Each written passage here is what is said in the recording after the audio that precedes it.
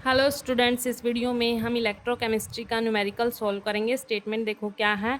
Silver is electro deposited on a metallic vessel of surface area 800 centimetre square by passing a current 0.2 ampere for 3 hours. Calculate the thickness of silver deposited given the density of silver as this and atomic mass of silver 107.92 atomic mass unit.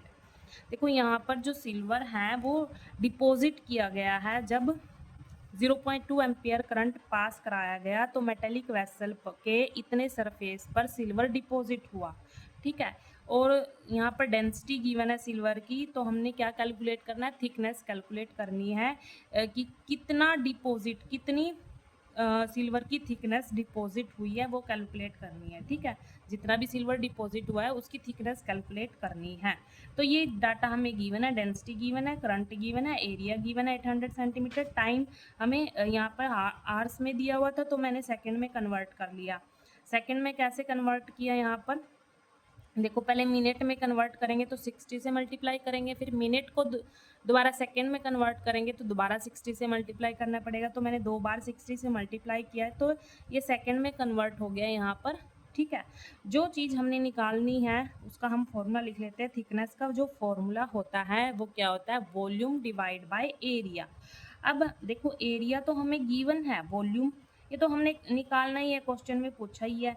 Volume नहीं है हमारे पास, तो volume को हम कैसे निकालेंगे, इस data को यूज़ करके हम वॉल्यूम को निकाल लेंगे। ठीक है, तो उसके लिए हमें सबसे पहले क्या करना पड़ेगा, मास निकालना पड़ेगा। यहाँ पर सिल्वर का मास निकालना पड़ेगा कि कितना डिपॉजिट हुआ है। ठीक है, तो देखो हमारे पास यहाँ पर डेंसिटी भी गिवन है डाटा में, तो इसका मतलब यहाँ पर डेंसिटी वाला फॉर्मूला भी अप्लाई होगा जरूर।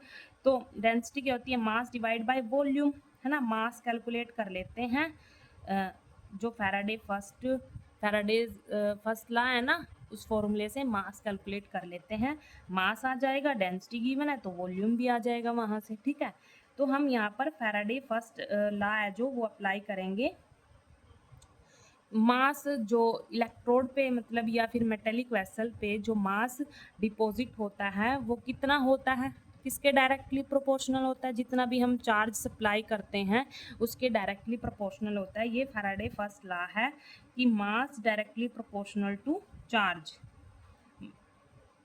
किसी भी, जैसे यहाँ पर सिल्वर है, इसका जो मास है वो डिपॉजिट होगा, किसके डायरेक्टली प्रोपोर्शनल होगा, जितना हम चार्ज यहाँ पर सप्लाई करेंगे। ठीक है, अब यहाँ पर जो प्रोपोर्शनलिटी का साइन है इसको हम हटाएंगे तो क्या आ जाएगा यहाँ पर, जेड। जेड क्या होता है, इलेक्ट्रोकेमिकल इक्विवेलेंट होता है। जेड क्या होता है, इलेक्ट्रोकेमिकल इक्विवेलेंट। ठीक है, और यहाँ पर जो जेड का फॉर्मूला होगा वो भी लिख लेते हैं हम, क्या होता है, इक्विवेलेंट वेट। इक्विवेलेंट वेट किसका, जिसका भी हमने निकालना है, यहाँ पर सिल्वर का निकालना है, divide by Faraday's constant. Faraday constant. अब जो इक्विवेलेंट वेट होता है वो कैसे निकालते हैं हम, वो भी देख लेते हैं एक बार।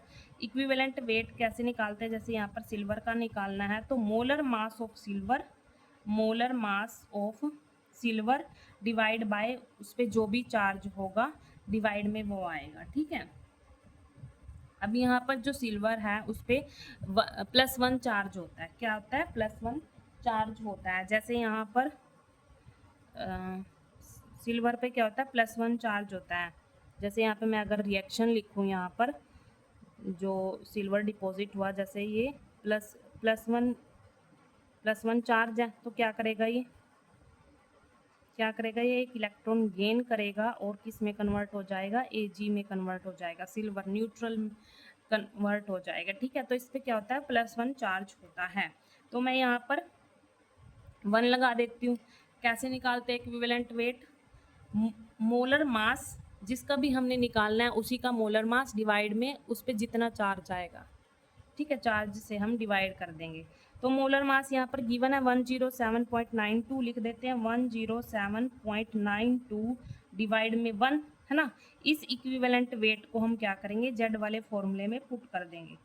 इक्विवेलेंट वेट कितना है, ये आ गया 107.92, 1 लिखने की ज़रूरत नहीं है। ठीक है, और फैराडे कांस्टेंट क्या होता है, 96500 ये वैल्यू क्या होती है, कांस्टेंट होती है। इसको आपको याद करना पड़ेगा।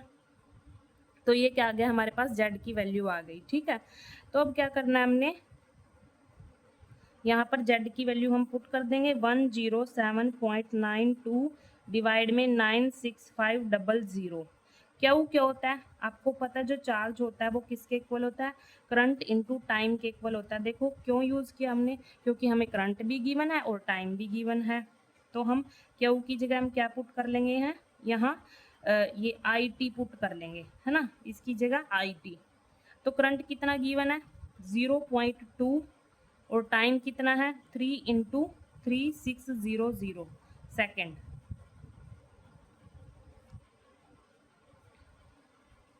ये है हमारे पास। तो अब क्या करना है, हमने सोल्व करना है बस ये। तो जो ऊपर वाली जो कांस्टेंट टर्म है इसको सोल्व करके कितना आएगा 2331.072 आ जाएगा, और यहाँ पर 96500 है। पहले ये 2 जीरो से 2 जीरो कैंसिल करी, और जो ऊपर वाली कांस्टेंट टर्म है ना उसको मल्टीप्लाई करेंगे तो हमारे पास ये आ जाएगा। और ये तो हमने 2 जीरो कैंसिल कर ही दी थी ऊपर। ठीक है, 2 जीरो ये ऊपर कैंसिल कर देंगे, उसके बाद जो बचेगी उसको मल्टीप्लाई करेंगे तो ये वाली चीज़ आएगी ऊपर 2331.072 डिवाइड में 965 है। अब इसको सॉल्व करेंगे तो कितना आएगा 2.4156 ग्राम आ जाएगा। ये हमारे पास क्या आ गया, मास आ गया सिल्वर का। अब क्या करना है हमने, डेंसिटी वाला जो हमारे पास फॉर्मूला है उसमें ये पुट करना है। तो यहाँ से क्या आ जाएगा, वॉल्यूम आ जाएगा हमारे पास। देखो वॉल्यूम अगर हम निकालेंगे यहाँ से तो मास डिवाइड में डेंसिटी होगा ना, यहाँ पर वॉल्यूम अगर निकालेंगे तो मास डिवाइड में डेंसिटी, तो हमने वॉल्यूम की ज़रूरत है यहाँ पर। मास डिवाइड में डेंसिटी, मास हमारे पास आ गया है कितना है 2.4156 ग्राम, डिवाइड में डेंसिटी कितनी है 10.47 ग्राम पर सेंटीमीटर क्यूब। सीसी क्या होता है, सेंटीमीटर क्यूब होता है।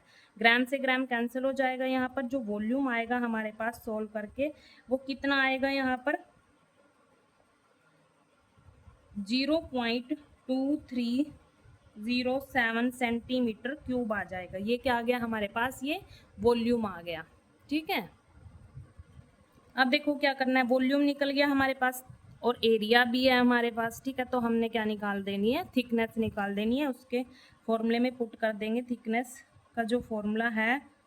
देखो थिकनेस का फॉर्मूला क्या था, वॉल्यूम डिवाइड में एरिया। वॉल्यूम कितना है 0.2307 सेंटीमीटर क्यूब, डिवाइड में एरिया कितना है 800 सेंटीमीटर स्क्वायर। 800 सेंटीमीटर स्क्वायर, यहाँ पर ये सेंटीमीटर क्यूब है तो यहाँ पर क्यूब है, क्यूब का मतलब 3, तो 2 से 3 कैंसिल हो जाएगा। यहाँ पर क्या बचेगा, सेंटीमीटर बच जाएगा। ठीक है, 2 सेंटीमीटर से यहाँ पर क्यूब है ना, 2 कैंसिल हो जाएगा तो 1 सेंटीमीटर बचेगा।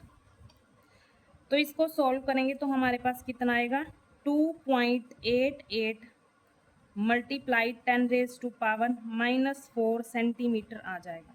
कितना आएगा 2.88 मल्टीप्लाई 10⁻⁻⁴ सेंटीमीटर थिकनेस आ जाएगी। ये सिल्वर की थिकनेस है, इतनी डिपॉजिट हुई है वो 2.88 मल्टीप्लाई 10⁻⁻⁴ सेंटीमीटर की थिकनेस डिपॉजिट हुई है सिल्वर की। किस पे, मेटेलिक वेसल के सरफेस पर इतने एरिया पर डिपॉजिट हुई है। ठीक है, तो ये हमने निकाल दिया। Thank you.